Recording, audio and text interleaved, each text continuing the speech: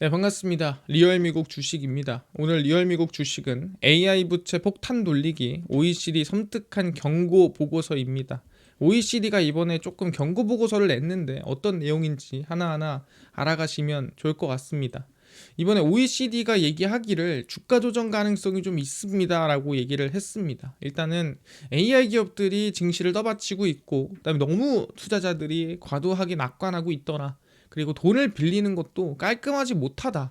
좀 비공개 대출도 많은 것 같다. 이거 잘못하면은 채무불이행 나고 이자 못 내면 망하는 거 아니야? 뭐 이런 걱정을 지금 하고 있는 겁니다.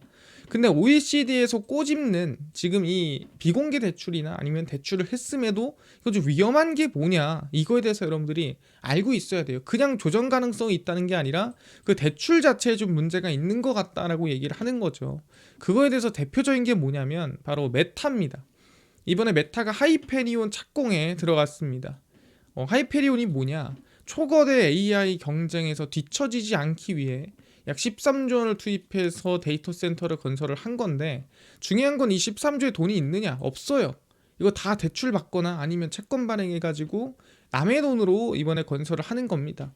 그래서 미국 루이지애나주 북동부 리치랜드 페리시에 약 2,000에이커 부지를 확보를 했고요. 이미 하이페리온이라는 초대형 데이터 센터를 건설을 합니다. 그래서 메타가 누구한테 뒤처지고 싶지 않다. 나는 뭐 앞서 나갔으면 앞서 나갔지, 데이터 센터를 지었으면 지었지, 나는 뒤로 빼지 않는다. 지금 이런 분위기입니다.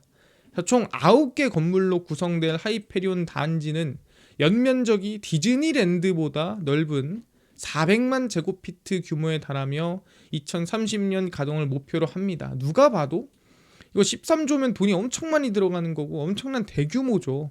그래서 하이페리온이 최대 5기가와트의 전력을 활용해 오픈소스 LMM, 그러니까 대규모죠, 학습에 투입될 거다라고 하고 있는 거고, 그러니까 우리가 보고 있는 GPT-5나 제미나이 같은 거를 뭐 이겨보겠다, 뭐 그걸 위해서 짓는 거다라고 생각하시면 될 것 같습니다. 근데 여기서 이제 OECD가 꼬집는 건, 야, 너 이 13조 어디서 가져왔냐? 너네 이런 돈 없잖아. 이런 돈은 어디서 가져온 거야? 그래서 확인해 봤습니다. 메타 하이페리온이 이 돈을 뭐 채권을 어떻게 발행했는지. 뭐 사실 아무리 좋은 기업이더라도 돈을 많이 빌리면 좋지 않거든요. 그래서 열어보니까 블루 아울 메타가 이 두 개가 같이 합작사를 설립을 했습니다. 그래서 블루아울 캐피탈이랑 메타랑 약 8대 2로, 그러니까 블루아울이 80%, 메타가 20% 해서 합작법인을 설립을 하고, 그 법인에서 이제 대출, 그러니까 정확히 말하면 채권을 발행을 했습니다. 그래서 270억 달러치를 발행을 했고요. 사실 2049년이면은 아직 시간이 많이 남았죠. 그래서 발행을 했고, 이 중에 180억 달러는 핑코가 매입을 하고, 이 부채는 중요한 게 뭐냐면 8대 2잖아요. 그러니까 메타가 질 게 아니라는 거예요. 그러니까 둘이 합작을 했고, 사실 이 데이터 센터를 누가 써요? 블루아울이 씁니까? 아니죠. 메타가 써요. 그럼 사실 이거는 메타 거거든요. 근데 블루아울이 80% 됐으니까 이 부채는 합작법인 거다라고 하는 거예요. 그래서 합작법인의 재무제표에 올라갑니다. 그러면 메타는 합작법인을 만들었기 때문에 얘네 회사에는 이게 부채로 안 올라가요.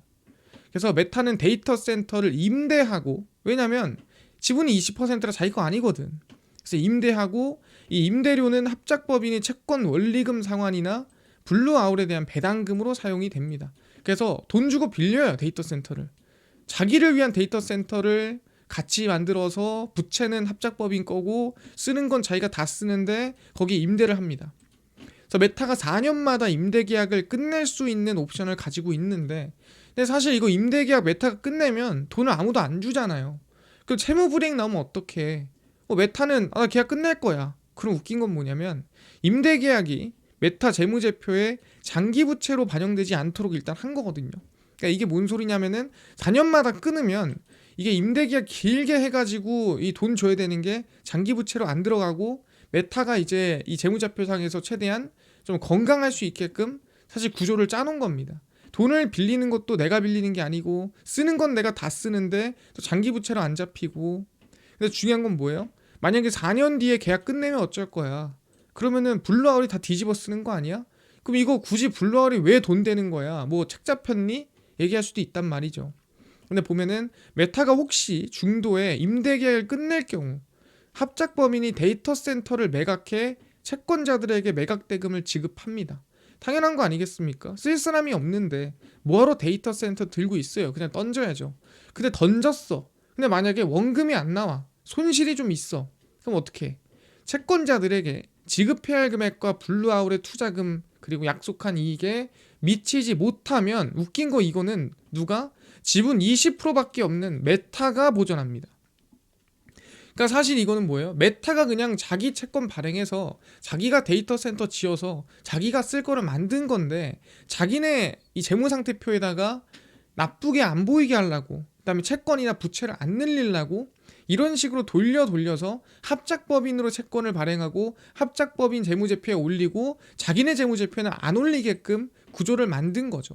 그러니까 사실상 수익이라든가 아니면은 이 재무제표의 건전성이라든가 이게 돌려서 이쁘게 만들어 놓은 거지 실질적으로는 숨겨진 부채라든가 숨겨진 지금 이 리스크가 더 커질 수도 있다. 이런 걱정을 OECD가 하고 있는 겁니다. 그래서 메타가 필요한 데이터 센터를 짓는데 블루아울 지분을 더 태워서 메타 부채에서 제외시키고 대신 보증은 메타가 서는 거예요. 얘네 거를 블루아울이랑 같이 만들어서 얘네가 책임지는데 혹시나 돈을 못 내면 얘네가 아니라 메타가 보증을 서는 말도 안 되는 구조가 만들어진 거죠. 그래서 자금 조달 방식에서 메타의 부채를 과소계상하게 되는 구조가 만들어지고 아마 숨겨진 부채가 더 많지 않겠냐. 그러니까 OECD가 이거를 지금 걱정하고 있는 겁니다. 누가 봐도 좀 정상적이지 않은 구조죠. 정상적이었으면 그냥 내가 돈 빌려서 내가 짓고 내가 쓰면 되는 건데 그런 구조로 안 가고 있는 거예요. 혹시나 기업이 아까 얘기한 대로 좀 이 부채라든가 이런 부분에서 리스크하게 느껴질까봐 이거를 빼고 있는 거다. 일부러 그런 구조를 짜고 있는 거다라고 얘기를 하는 겁니다. 아 그렇구나. 상황이 별로 사실 이게 좋은 건 아니고 OECD가 걱정하는 게 맞을 수도 있겠다라고 얘기를 하는 거고요. 근데 중요한 건 여기 추가적으로 중국에서 AI를 치고 올라오고 있습니다. 그러니까 중국에 사실 AI 칩도 이번에 좋게 만들고 있는데 우리 2025년도 그리고 2024년도 계속 AI 이슈 나올 때마다 중국 AI가 한 번씩 쳐주거든요. 그 중에 하나가 딥시크인데 이번에 제미나이 3 성능을 따라가는 AI가 나왔다라고 발표를 한 거죠. 그래서 딥시크는 딥시크 V3.2와 고연산 특화 모델인 딥시크 V3.2 스패치 알레를 공식 출시했습니다. 그래서 딥시크 V3.2가 학습 프로토콜 강화나 훈련 후에 연산 능력을 확장하면은 GPT-5 수준은 된다 얘기를 하는 거죠. 그래서 중국이 지금 오픈 AI 정도는 따라잡은 거 아니냐 뭐 이런 얘기가 나올 수도 있는 겁니다. 물론 우리가 중국을 100% 확신하진 않아요. 이들이 진짜로 그 정도로 능력이 올라왔다 이렇게 얘기할 수는 없지만 지금 빠르게 성장하고 있는 건 아무도 부정할 수가 없습니다. 딥시크 V3.2 스패치 알레 모델이 올해 국제 수학 올림피아드 국제정보 올림피아드에서 금메달 수준의 성과를 달성했다라고 강조를 하고요. 딥시크는 새로운 개방형 모델인 딥시크 매스 V2를 출시해 수학 분야에서도 또 여러 가지 능력을 보여주기도 했습니다. 그래서 중국에서 계속 치고 올라와요. AI 칩, 메모리 반도체, 그 다음에 AI 자체로도 이렇게 치고 올라오다 보면은 결국에는 어떻게 돼요? 미국에 준하는 또는 잘못하면 미국을 넘어설 수 있는 내용들이 나올 수도 있는 거예요. 그럼 그때는 처음 딥시크가 나온 것처럼 한번 크게 흔들릴 수도 있는 겁니다. 그래서 이런 부분들은 사실 조금씩 부담으로 시장에 지금 계속 쌓이고 있을 거다라고 저는 생각을 하고 있는 상태고 이뿐만이 아니라 옆에서 계속 잽을 날리고 있는 사람이 있습니다. 뭐 옛날만큼 뭐 입김이 엄청 세진 않아요. 근데 누구냐라고 한다면 마이클 버리죠. 마이클 버리 같은 경우에는 처음 얘기한 게 누구예요? 팔란티어를 나는 푸술했다. 근데 이 팔란티어 하방을 비중 얼마? 60% 정도를 태웠을 거예요. 내 기억 속에. 그리고 엔비디아 풋을 한 13%인가 16%인가 정도를 태웠을 겁니다. 그래서 엔비디아 풋이랑 팔란티어 풋 둘 다 하방 투자한 게 마이클 버리인데 뿐만이 아니라 전부 다 욕합니다. 웬만한 기업들 다 이상하다, 구조 망했다. 그 중에 하나도 테슬라죠. 공매도 투자자 마이클 버리가 전기차 업체 테슬라와 일론 머스크 최고 경영자에 대한 직격탄을 날렸습니다. 야 너네 너무 거품 아니냐? 뭐 이런 식으로 또 얘기를 한 거죠. 최근에 옛날만큼 입김은 없는데 그래도 좀 웬만한 미국의 중요한 기업들은 다 욕하고 있어요.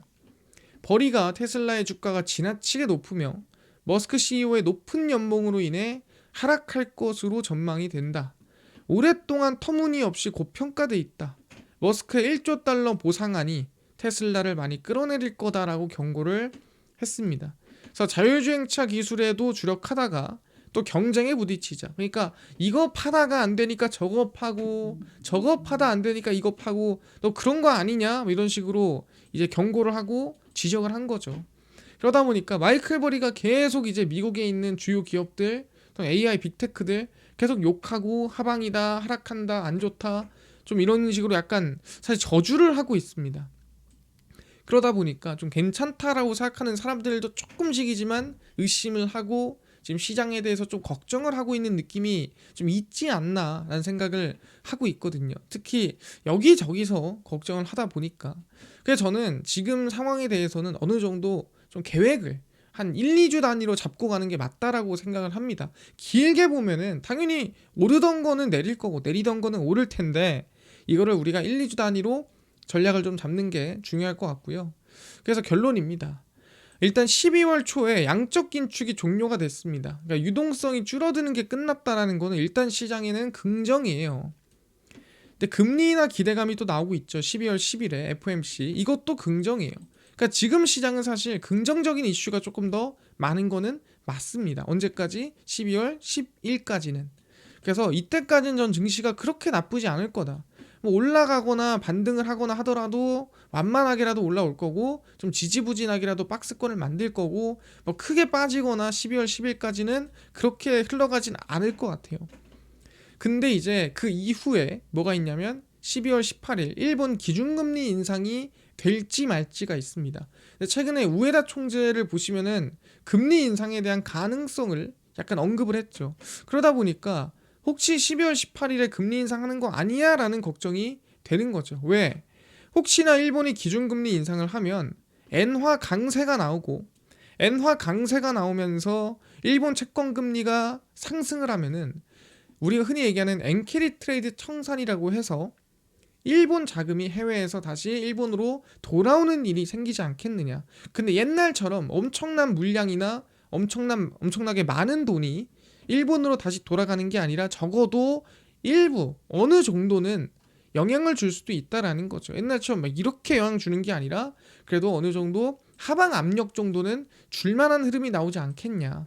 그래서 12월 10일까지는 그래도 괜찮은데 이후에 12월 18일 일본 기준금리가 혹시나 인상이 된다면 시장이 좀 부정적인 영향을 줄 수도 있다. 그래서 10일까지는 좀 좋게 보고 그 이유는 좀 경계를 하면서 결과를 지켜보는 게 좋을 것 같다. 왜? 2024년만큼의 엔캐리 트레이드 청산 충격은 아닐 거라 생각은 합니다만 부정적인 영향이 당연히 있겠죠. 왜? 엔화 강세에 채권금리 강세면 사실 굳이 미국으로 가서 환손실 내면서 채권 금리도 미국이랑 일본이랑 차이도 얼마 안 내는데 굳이 내가 환전해서 미국 채권 살 필요가 있겠느냐? 그럴 필요가 없다라는 거예요. 일본 30년 국채가 지금 3.4%막 이렇게 올라와요. 미국이랑 차이가 1점 몇 프로밖에 차이가 안 나고 1점 몇 프로면 사실 환전하는 거 치고 하면은 차라리 일본에다가 채권 투자하는 게 낫습니다. 근데 앞으로 기준금리 인상이 더 된다면 일본에서 오히려 떠나가는 게 손해죠. 그래서 OECD가 경고한 AI 부채 조달은 모두가 아는 사실입니다. 그러니까 우리가 AI 기업들이 서로 지금 부채 돈 빌려줘 가면서 서로 거품 만들고 벤더 파이낸싱하고 메타처럼 좀 이 부채를 과소계상하고 이런 것들 다 알고 있잖아요. 그래서 제가 봤을 땐 이거 자체가 엄청나게 큰 문제로 터진다라고 생각하지는 않습니다. 그러니까 몰랐다가 갑자기 터졌을 때 리스크가 큰 거지 다 알고 있으면은 그렇게까지 문제가 안 되더라고요 보통. 근데 아까 얘기한 대로 이 문제가 아니라 12월 10일 이후에 혹시나 일본이 기준금리 인상을 하면은 그거는 조금 리스크할 수 있거든요. 그래서 오히려 지금 뭐 AI 기업들이 서로 간에 대출을 해준 거 이것보다는 일본이 기준금리 인상을 하나 안 하나 이게 더 중요할 것 같다 말씀드리면서 일단 10일까지는 긍정적으로 보고 그 이후에는 일본 금리를 지켜보자 말씀을 드리겠습니다. 그래서 이제부터는 저희가 좀 일주일, 2주일 단위로 좀 전략을 짜서 여러분들한테 설명드리는 방향으로 가도록 하겠고요. 그다음 영상을 저희가 올려드리고 있는데 항상 수요일 저녁 10시에 올려드리거든요. 근데 그 이외의 시간은 부족하잖아요. 예, 중요한 내용도 많이 나오는데. 그래서 저희가 메인에 무료 텔레그램 방을 올려놨습니다. 여기서 저희가 미국의 중요한 뉴스들, 정보들을 실시간으로 계속 저희가 나누고 있습니다. 그래서 여러분들이 중요한 내용이다, 정말 꼭 알아야 되는 내용이다 싶으면 같이 공유하고 있으니까 텔레그램 방 꼭 전부 참여하셔서 지금 미국에 이런 뉴스가 실시간으로 나오고 있구나 같이 나누시면 좋을 것 같다 말씀을 드리고요. 저희는 이제 수요일마다 저는 저녁 10시에 찾아올 테니까 딴 거 안 바랍니다. 저희 유튜브 구독 꼭 부탁드리고 그 다음에 텔레그램 참여 꼭 해주시고요. 오늘 영상 여기서 마치고 다음번에 더 좋은 영상으로 찾아뵙도록 하겠습니다. 감사합니다.